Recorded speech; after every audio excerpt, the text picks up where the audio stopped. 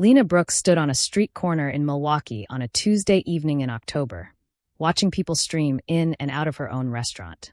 She wore faded jeans with a small tear at the knee, a plain gray shirt she'd bought from a thrift store that morning, and sneakers that had seen better days. Her hair was pulled back in a simple ponytail. No jewelry, no makeup, nothing that whispered wealth or power or the fact that she owned the building she was staring at, and 37 others just like it. Her hands were shaking. She didn't know why she was so nervous. This was her restaurant, her creation, Hearth and Haven, the name she'd chosen because she wanted every person who walked through those doors to feel like they were coming home, like they mattered, like someone was glad they were there. But something had been gnawing at her for months now, a feeling she couldn't shake. The numbers were good, better than good. Revenue was up. Expansion was ahead of schedule. Every quarterly report glowed with success. Yet late at night, alone in her downtown Chicago penthouse, Lena would lie awake with a weight pressing on her chest, a whisper in the back of her mind that something was wrong. So she made a decision that her CFO thought was crazy and her marketing director called unnecessary risk. She would visit her restaurants, not as Lena Brooks, CEO and founder, but as nobody, as the kind of person she used to be. She took a deep breath and crossed the street. The warmth hit her first when she pushed through the door. The smell of fresh bread, roasted garlic, something sweet baking in the back.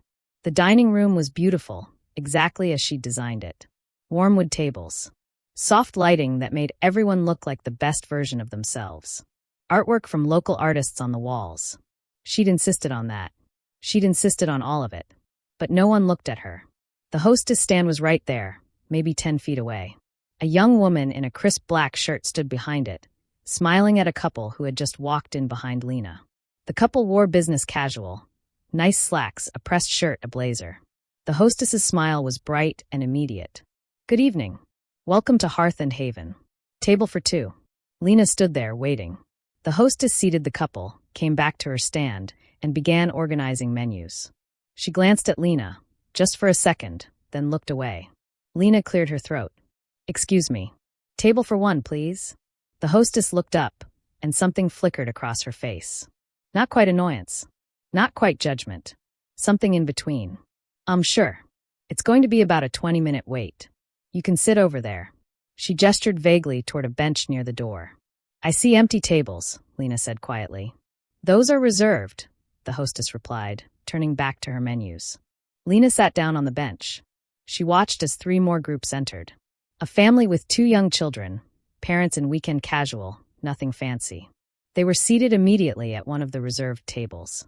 A man in a suit, seated right away. 2 women in yoga clothes, laughing, carrying designer bags. Seated within 30 seconds. 40 minutes passed before the hostess called her name, which she'd given as Len, without looking at her. She should have felt angry. But what she felt instead was something older, something that lived deeper in her bones. She felt small, invisible, like she was 15 again, standing outside that diner in Gary, Indiana, hoping someone would give her a chance. Lena had grown up poor. Not the kind of poor that people talk about politely at dinner parties. The kind that meant choosing between electricity and groceries. The kind that meant her mother, Rachel, worked 3 jobs and still couldn't keep them in a stable home. They moved every year, sometimes twice a year. Always one rent payment away from eviction, always one emergency away from catastrophe. Lena remembered the hunger. Not the kind that could be fixed with a snack. The kind that made her stomach cramp in the middle of math class. The kind that made her dizzy. The kind that taught her to lie when teachers asked if she'd eaten lunch. And she remembered her mother's face on the nights when Rachel would put food on Lena's plate and her brother Tommy's plate, and then say she wasn't hungry. Lena was 8 years old when she realized her mother was lying. That she was giving them her portion. That she was choosing their fullness over her own. "Why don't you eat, Mama?" she'd asked one night. Her mother had smiled, that tired, beautiful smile that Lena would carry with her forever. "Because watching you eat makes me fuller than any meal ever could, baby." Lena never forgot that. The sacrifice. The love. The knowledge that her mother saw her, even when the rest of the world didn't. At 15, Lena lied about her age and got a job washing dishes at a place called Morton's Diner. It was small and cramped, and the owner, a man named Ed Morton, probably knew she wasn't 16 like she claimed. But he gave her the job anyway. She worked nights after school, scrubbing pans until her hands were raw, breathing in steam and grease, watching the world through the kitchen window. She watched how the servers treated people. How some customers got warm smiles and extra attention, while others, the ones who looked tired or poor or different, got cool efficiency and nothing more. But Ed was different. Ed treated everyone the same. The businessman who came in for the Tuesday special got the same genuine, "good to see you," as the homeless man who nursed a single cup of coffee for hours. Lena watched him talk to people, really talk to them, really see them, and something shifted inside her. One night, after closing, she asked him why. "Why what, kid?" Ed was wiping down the counter, his movements slow and deliberate. "Why do you treat everyone the same? Even the people who don't spend much money. Who can't?" Ed stopped wiping. He looked at her with eyes that had seen a lot of years, a lot of people. "You know what costs me nothing, Lena? Respect. Kindness. Making someone feel like they matter. And you know what it costs a person to be treated like they don't exist? Everything." He went back to wiping. "I don't run this place to get rich. I run it because everybody's gotta eat. And everybody deserves to feel human when they do it." Lena never forgot that either. Now, sitting at a table in her own restaurant, waiting for someone to take her order, she thought about Ed. He'd died years ago, but she'd gone to his funeral. She'd told herself that Hearth and Haven was built on the foundation he'd laid in her heart, that every restaurant she opened would be a place where people felt seen. A server finally approached her table. Young guy, maybe early 20s, moving fast. He dropped a menu in front of her without making eye contact. "What can I get you to drink?" Not rude. Not mean. Just absent. Like she was a task to complete. "Water is fine," Lena said. "And can I ask you something?" He paused, already turning away. "Yeah. Do you like working here?" The question seemed to confuse him. It's fine. I mean, it's a job." He glanced toward the kitchen. "They tell us to focus on the tables that are more likely to tip well. Turn them over fast. So yeah, it's fine if you know how to work the system." Lena's heart sank. The tables that are more likely to tip well? He shrugged, realizing maybe he'd said too much. "I mean, people who look like they have money. The managers tell us to prioritize them. It's how it works." He walked away before she could respond. Lena stayed for an hour. She ordered a salad, the cheapest thing on the menu, and watched. She watched how the servers moved through the room. How they lingered at some tables, laughing, making recommendations, building connection. How they rushed past others, doing the minimum, already thinking about the next shift. She watched the manager, a woman in her 30s with a tight smile, speak to a family that looked like they'd come from a church service. The father was asking about a dish, something for his daughter who had allergies. The manager's response was clipped, impatient. "Everything's listed on the menu. If she has allergies, maybe you should go somewhere else." Lena felt something crack inside her chest. She paid her bill, left a generous tip that made the server do a double take, and walked out into the October night. The cold air hit her face, but she barely felt it. This wasn't one bad employee. This wasn't one bad night. This was a system, a pattern, a culture, and it was happening in her restaurants. Over the next 2 weeks, Lena visited 6 more Hearth and Haven locations across Milwaukee, Chicago, and Madison. She wore the same type of clothing, simple, worn, unremarkable.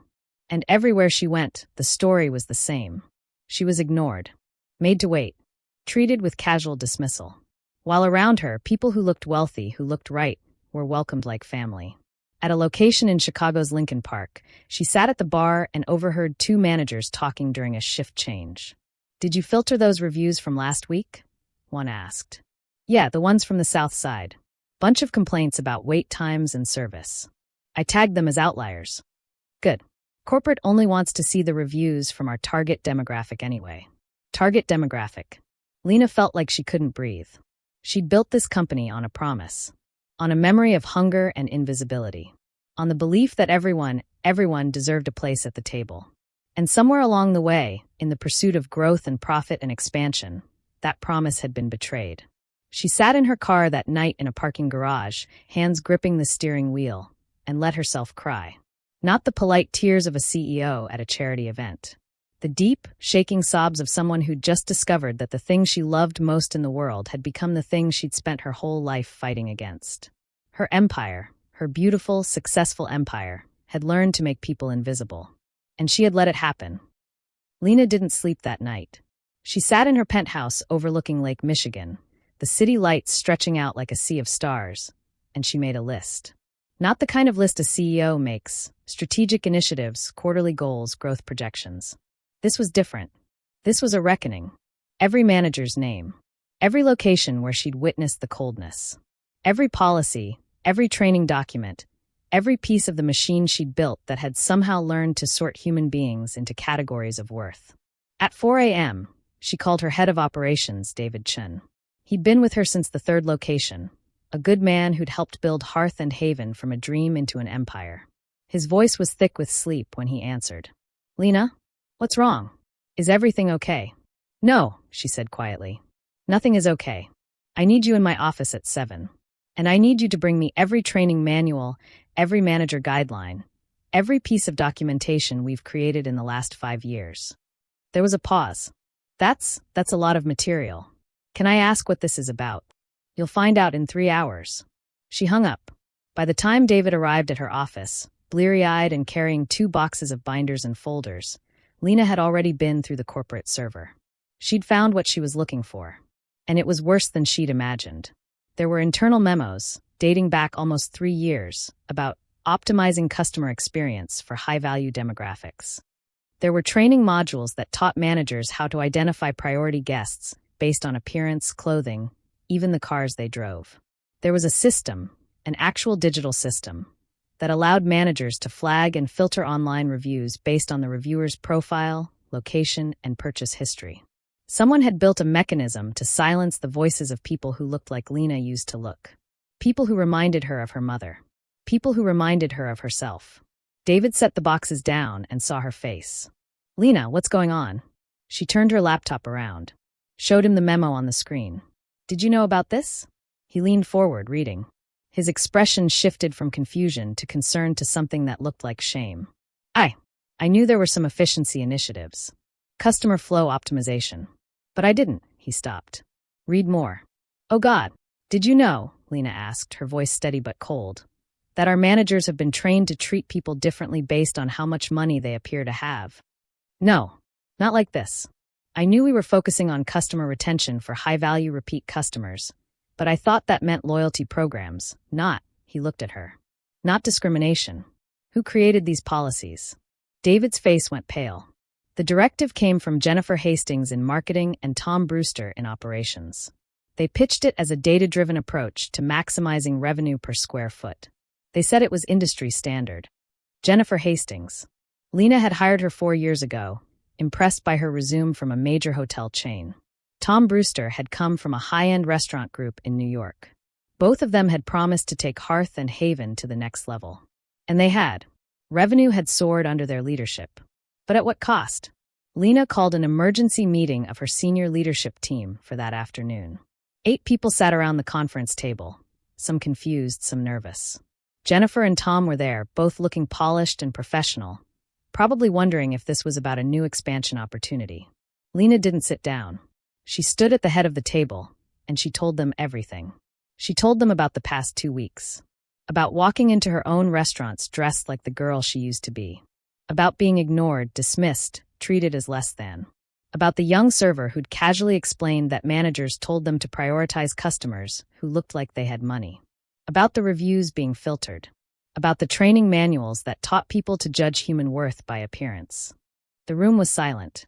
"I built this company," Lena said, and her voice shook, not with weakness, but with a rage she'd been holding back for days, on a promise. That no one would ever feel invisible in our restaurants. That everyone would be treated with dignity. That a person's worth wasn't measured by the size of their wallet. She looked directly at Jennifer. "You want to explain to me how we got here?" Jennifer, to her credit, didn't flinch. "Lena, with all due respect, we did what you asked us to do. You wanted growth. You wanted profitability. You wanted to compete with the major chains. These strategies, they're standard practice in hospitality. We increased revenue by 23% by focusing our staff's attention on high-yield customers. The data supports." "The data?" Lena's voice cut through the room like a blade. "The data supports treating human beings like they're disposable?" Tom jumped in, his tone conciliatory. "Lena, I understand you're upset. But every restaurant prioritizes certain customers. That's just reality. We can't give everyone the same level of service, or... Why not? Lena interrupted. Why can't we treat everyone with the same respect? Because, Jennifer said, her professional mask slipping slightly, it's not efficient. It's not profitable. And if we don't do it, our competitors will eat us alive. Lena stared at her. This woman, sitting in a leather chair in a conference room 40 stories above the street, had no idea. She'd never been the person standing at the hostess stand, watching other people get seated first. She'd never been the kid who walked into a store and felt the security guard's eyes follow her because her coat was too thin and her shoes were too worn.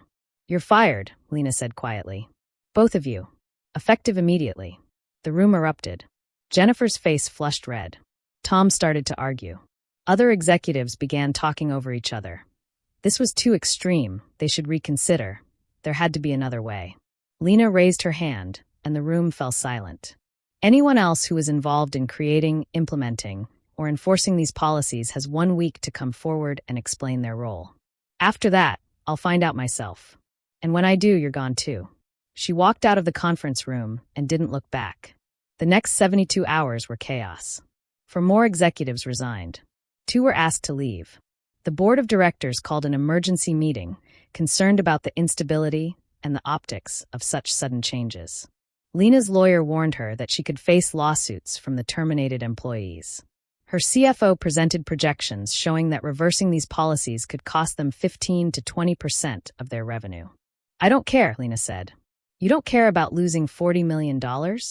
Not if we earned it by making people feel worthless. She made another decision that her advisors thought was insane. She was shutting down every location for 1 week. Complete closure. No revenue. Just retraining. Every employee, from dishwashers to general managers, would go through new training. Not about efficiency or revenue per table. About dignity. About respect.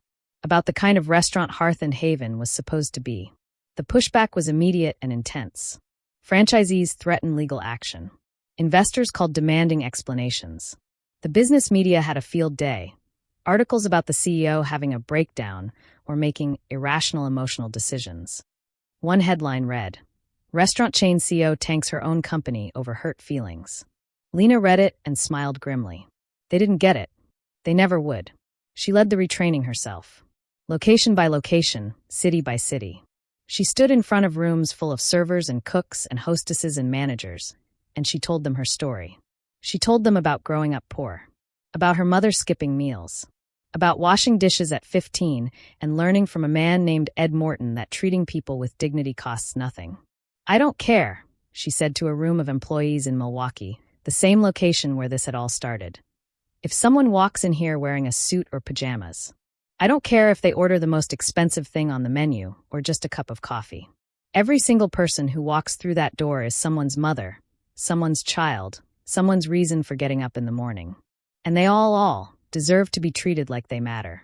She saw some people nodding, saw some people with tears in their eyes, saw some people looking uncomfortable, like they weren't sure they believed her, but were too afraid to say so.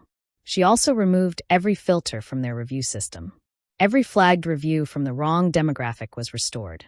The overall rating for Hearth and Haven dropped from 4.7 stars to 4.2 stars overnight. She published a statement on the company website acknowledging this, apologizing, and committing to do better. The business press had another field day. But something else started happening too. Letters began arriving. Emails. Social media messages. From customers who'd felt dismissed, ignored, judged, and who were shocked and moved that a CEO had actually noticed. Actually cared.